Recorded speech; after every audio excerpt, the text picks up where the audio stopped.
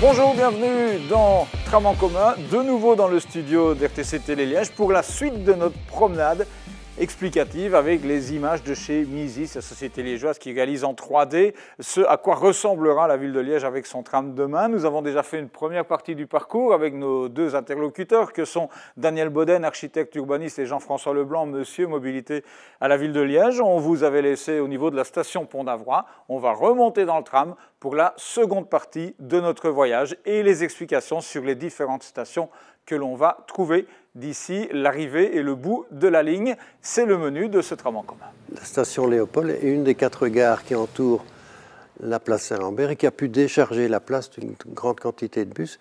Et on a créé cette petite antenne qui permet aux bus de boucler sans rentrer nécessairement sur la place. Et c'est très important parce que ça permet aux Liégeois de se débarquer, de se promener, de visiter un peu et de marcher un peu. Pour nous, c'est intéressant que les gens marchent. Et depuis lors, dès qu'on a créé cette gare, c'est très symptomatique. Et depuis qu'on sait que le tram arrive, j'attire l'attention sur tous ces immeubles. Ils ont tous été retapés. C'était des ruines et maintenant ça devient des petits palaces. Toutes les lignes de bus qui viennent de l'est, de l'ouest des coteaux continuent à rentrer évidemment dans le centre-ville. Et ici, on a la gare des bus Léopold avec la ligne 10, qui est peut-être la ligne principale, qui vient de Fléron et qui traverse Outremeuse. Cette ligne va rester et va permettre à ces quartiers d'être toujours en connexion avec le centre-ville, mais également d'avoir des points de correspondance avec le tram. Et aussi la rue Léopold qui sera remise à l'horizon de la mise en service du tram, et peut-être un peu même avant, à double sens, pour avoir cette connexion rive gauche, rive droite. On est dans une piétonisation complète de ce cœur historique. On voit, alors c'est une image de synthèse, mais moi je suis convaincu qu'on va retrouver cette vie très prochainement dans la rue Féronstrée, avec les badauds, avec des espaces, avec des jeunes qui se baladent, une vraie vie urbaine. L'ambiance changera très fort. Je crois que tout ça sera un bénéfice aussi. Et je crois aussi que ça fera du bien à tous les commerces.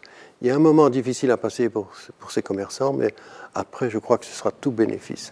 On est très content que les travaux de la cité administrative et des îlots qui sont adjoints, je crois que tout ça va... C'est un nouvel élan, quoi. C'est un espace qui va changer très fort parce que la piste vélo arrive ici et c'est le vrai départ des vélos, alors jusque Visé.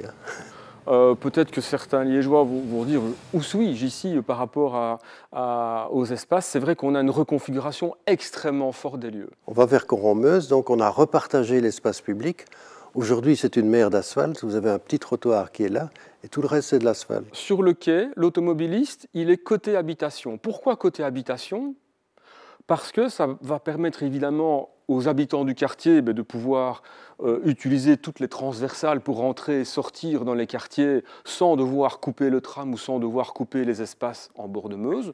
Ça, c'est une logique un peu de mobilité, mais également pour le stationnement des riverains ou des visiteurs qui restent évidemment le plus proche possible des habitations.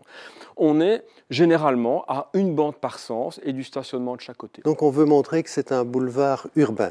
C'est fini cet aspect autoroutier qui nous a pénalisés pendant tellement d'années. Ce que tous les Liégeois connaissent maintenant au niveau du quai de Rome, de tous les réaménagements qui ont été largement appropriés et qui, je pense, a fait plaisir à quasiment tout le monde, vont se prolonger littéralement jusqu'à Coron-Meuse. Donc tout ce qu'on a vraiment sur le quai de Rome, la philosophie a été de la prolonger jusqu'à Coron-Meuse. Les arbres existent, donc ce sont des marronniers, mais on va les compléter.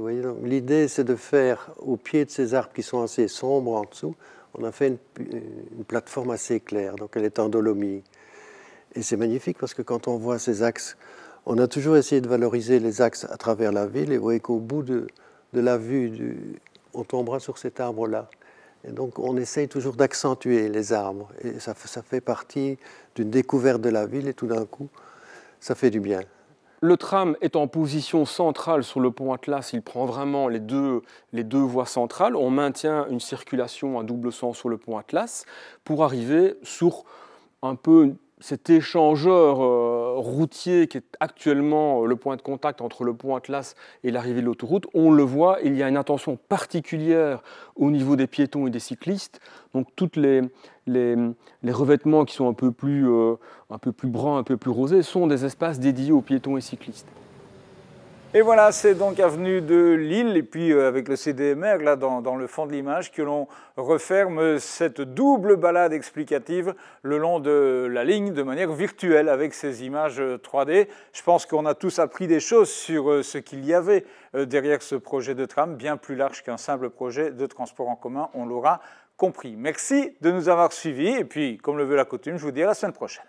Le tram, on l'a toutes et tous en commun.